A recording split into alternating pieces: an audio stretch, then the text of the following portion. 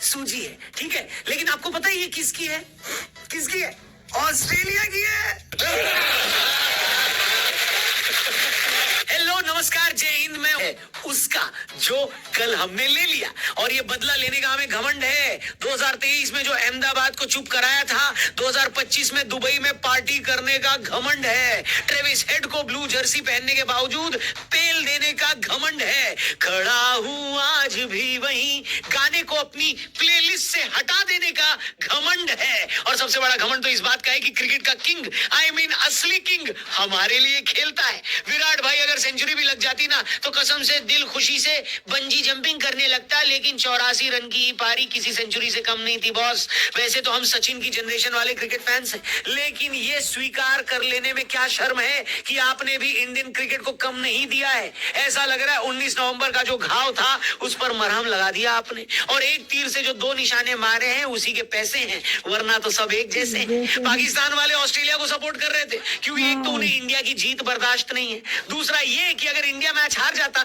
तो कम से कम champions trophy का फाइनल तो लाहौर में हो जाता, लेकिन ना तो पाकिस्तान फाइनल में है और ना ही पाकिस्तान में फाइनल। बस आज के सेमीफाइनल के बाद फाइनल का पूरा कार्यक्रम दुबई में होना भी फाइनल हो गया है। पाकिस्तान वालों को भी लग रहा होगा कि क्या मनहूस किस्मत पाई है, जिसको सपोर्ट करते हैं वही टूर्नामेंट से बाहर हो जाता है। अब ये सुनकर फाइनल में इंडिया को सपोर्ट मत कर देना तुम लोग, ओए पाकिस्तानी हेलो।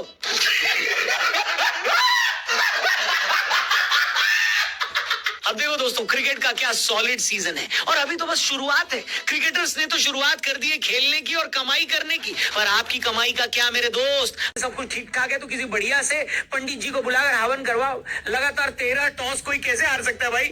टॉस हारने के बाद रोहित शर्मा ने कहा कि मैं खुद नहीं समझ पा रहा था कि अगर टॉस जीत गया तो क्या करूंगा। ऐसे में तो अच्छा ही है कि टॉस हार गया। रोहित शर्मा की बात बिल्कुल सही थी, पिच ट्रिकी थी जो कि वक्त के साथ स्लो हो सकती थी, लेकिन अगर पहले बैटिंग बोले फिल्म वाला कॉइन तो नहीं है, और अगर सिक्के में सब कुछ ठीक ठाक है तो किसी बढ़िया से पंडित जी को बुलाकर हवन करवाओ। लगातार 13 टॉस कोई कैसे हार सकता है भाई?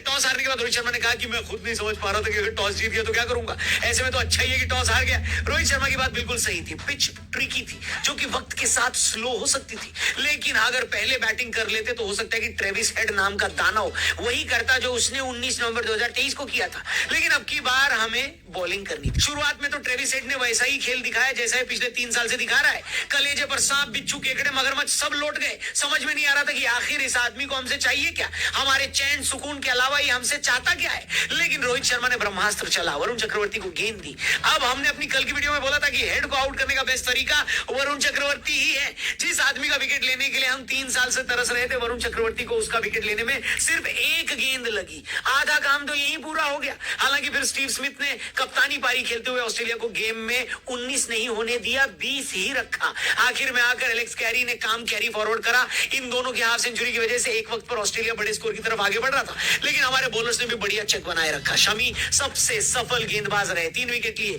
लेकिन मेरे हिसाब से सबसे इंपॉर्टेंट विकेट थे ग्लेन मैक्सवेल और कैरी के। मैक्सवेल को तो अक्षर पटेल ने बोल्ड मारा और कैरी श्रेयस अय्यर की एक स्ट्रेट थ्रो पर रन आउट हो गए। ये दोनों रुक जाते तो ऑस्ट्रेलिया 300 के करीब या तो हो सकता था या पार भी चला जाता। लेकिन देखो 265 का टारगेट भी छोटा मोटा नहीं होता बाबू। इसके ऊपर ऑस्ट्रेलिया से खेलने का प्रेशर वो अलग, ऊपर से ऑस्ट्रेलिया से नॉकआउट मैच खेलने का प्रेशर वो अलग। लेकिन रोहित शर्मा की आर्मी कमर कसे हुए थे। अरे आर्मी का छोड़ो, रोहित शर्मा खुद कमर कसे हुए थे। शुरू में तो उन्होंने ऐसी बैटिंग करी है जैसे ऑस्ट्रेलिया वालों को नहीं बल्कि कांग्रेस वालों को साबित करना चाह रहे हो कि देखो सालों, देखो इसे कहते हैं कैप्टन। खत्म, टाटा, गुड बाय, गया।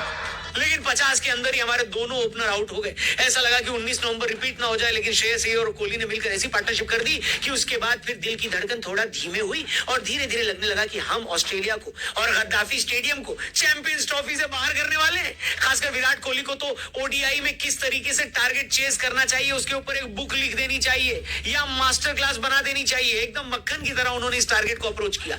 2 जल्दी विकेट जाने के बावजूद देश परेशान था, लेकिन विराट कोहली को कोई परेशानी नहीं हुई।